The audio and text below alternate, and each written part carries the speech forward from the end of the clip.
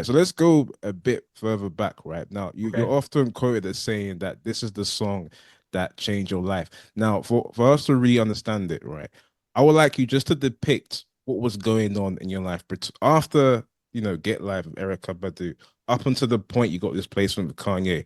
Just explain to those who don't know, as far as you quitting your corporate job, Okay. you coming close to having life-changing placements and then it bit Yeah, taken yeah. away from you, all of that good stuff. Okay, okay, yeah. So yeah, I quit my corporate job. It was actually 2006 when I left my job. I was working as a in collections.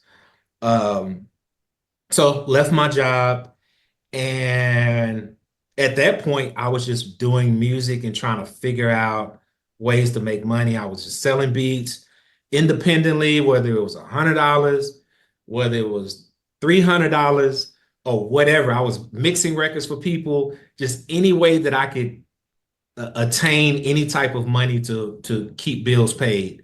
That's what I was doing, just trying to figure it out. There was actually one point while I was working, or while I was not working, that it got pretty bad financially. And I went to my wife and I was like, I think I need to go back to work. So I got it. So I this is no lie. I applied for a job, got hired, worked there for 30 days, got my first check because you had to work the 2 weeks in the hole, and then the next 2 weeks I got my check, and we saw my check, and me and my wife was like, nah, you're supposed to be making music. And I've never worked a corporate job since then. I left there after that month and just dialed in and really super focused in on making the music work.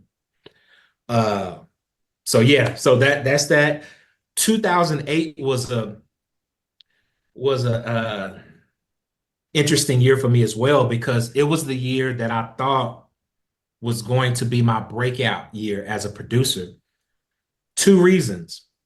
The first reason is because I had a song or joint that was slated to be on Baidu's New America Part 2.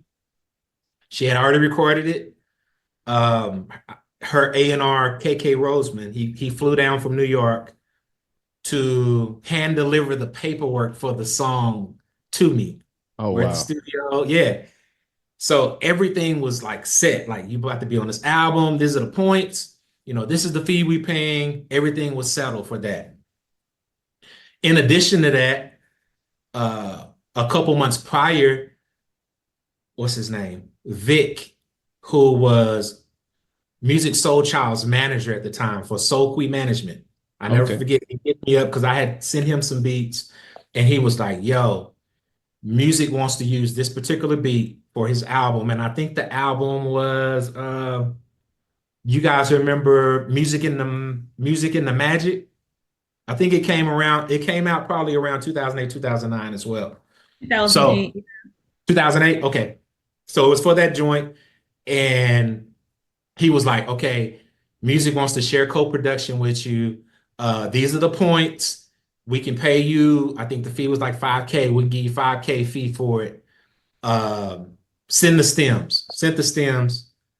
So at that particular moment, I'm like, yo, I'm about to have an Erica song and a Music Soul Child song in the same year.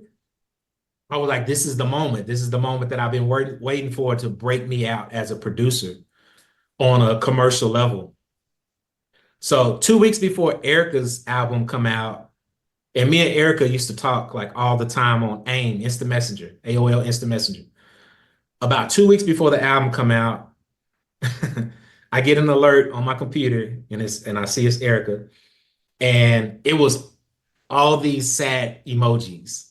Oh man. And Oh man.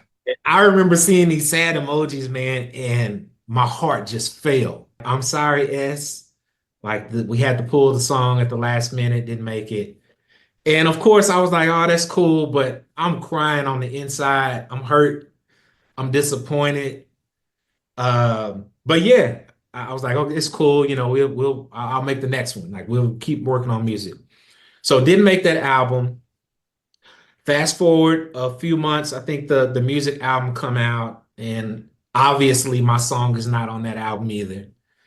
So just like that, I go from this high of like I'm about to be on a Badu album and a music album to absolutely not being on any of the albums and being in the same particular situation that I was in prior to not getting the news of being on those albums. I remember specifically telling myself, moping is not going to change anything, get back to work.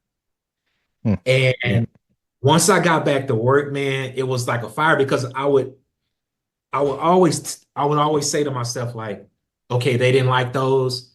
I'm gonna keep working and just wait till they hear the next stuff. Okay, they didn't like those. Keep working and wait till they hear the next stuff. Uh, the year after that is when I actually started working with Rhymefest. And how I link with Rhymefest, shout out my brother Phonte from Little Brother. He calls me one day and he's like, yo, S, like Fest is needing a producer to reproduce these records because he's having a problem with the producer letting him use the beats. And he was like, man, I thought of you. Because at that time I was working with Phonte a lot, working with on him on solo albums. And he was like, man, I know you the one, I know you can pull it off. So he linked me with Rhymefest. I got on the call with Rhymefest and he told me about the record. He's like, yo, I got this song. I mean, I got this song called Say What's Up featuring Phonte that the producer not let me use the beat. So he was like, man, if you could remix it for me, I'll pay you a little something for it. And then he was like, also send me some more beats too, because I need some more joints for my album. So I wind up sending him some beats. Me and my homie Caleb Sean, who was we was working a lot, super key, super musician. Uh, we did the Say What's Up joint and then sent it to Fest. Fest loved it. He was like, send me some more beats. So I sent him some more beats and I wind up getting four songs on the El Che album. But it was a situation to where Fest calls me one day and he's like, yo, man, I love these four beats you just sent. But he was like, man, to be honest with you, I'm at the end of my budget. All I can pay you is for two songs. Can I just use the other two? And I was like, cool, man, because like I say, at that point, I'm trying to get to the next level. However I need to do it. Money wasn't the issue. It wasn't the issue at that moment. So I was like, cool, pay me for these two, and you can just have the other two. I'm not tripping on it.